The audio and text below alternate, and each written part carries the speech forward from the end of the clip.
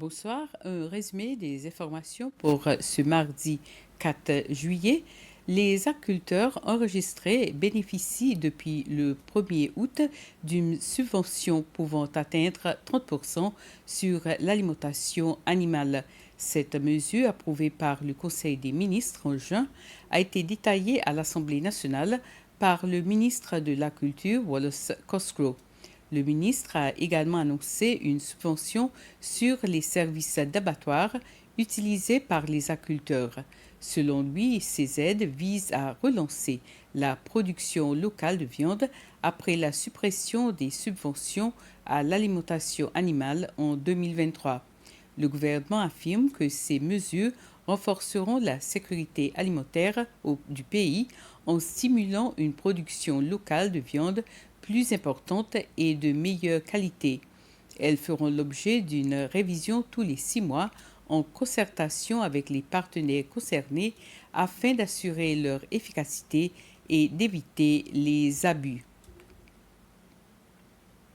Le commissaire de police Godefroy Hermite a lancé aujourd'hui un nouveau comité consultatif composé d'anciens commissaires et d'officiers supérieurs afin de renforcer le leadership et la gouvernance au sein de la police des Seychelles.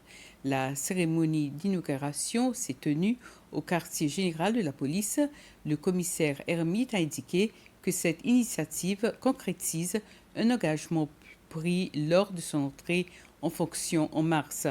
Face à des défis grandissants, notamment la criminalité transnationale, la cybercriminalité, les avancées technologiques et les attentes croissantes du public, ce comité apportera son expertise pour conseiller la direction de la police et contribuer à une gestion plus efficace et stratégique de la force.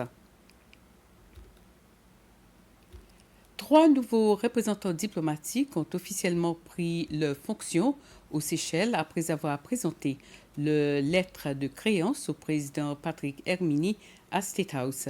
Il s'agit de l'ambassadeur du Venezuela, Carlos Fio Acevedo, du premier haut-commissaire de Malte aux Seychelles, le docteur Omar Seguna, et de l'ambassadeur de Russie, Kirill Sokolov. Lors de leurs engagements officiels, ils ont également rencontré le vice-président Sébastien Pillet. Les discussions portaient sur le renforcement de la coopération bilatérale entre les Seychelles et leurs pays respectifs. L'ambassadeur du Venezuela, M. Acevedo, a réaffirmé son engagement à approfondir les relations entre le Venezuela et les Seychelles. C'est un honneur d'être ici en Seychelles pour présenter les lettres de créance au Monsieur le Président.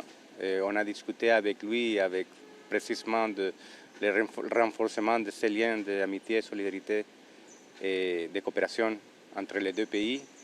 Et bien sûr, vous féliciter pour le 50e anniversaire de l'indépendance et aussi vous remercier pour le soutien qu'on a eu de Seychelles pour les événements catastrophiques qu'on a vécu au pays, deux tremblements de terre qu'on a eu le dernier 24 juin.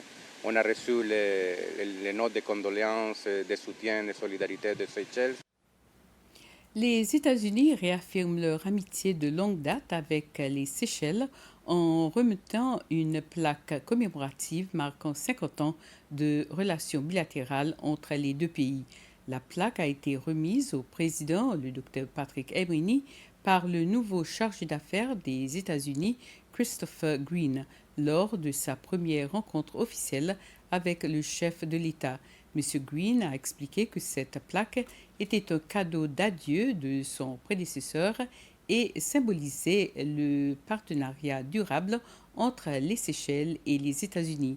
M. Green a également profité de l'occasion pour présenter certaines des priorités de son mandat, notamment la poursuite de la coopération en matière de sécurité maritime et la lutte contre le trafic de stupéfiants. Ainsi termine ce flash. Merci de l'avoir suivi. Bonsoir.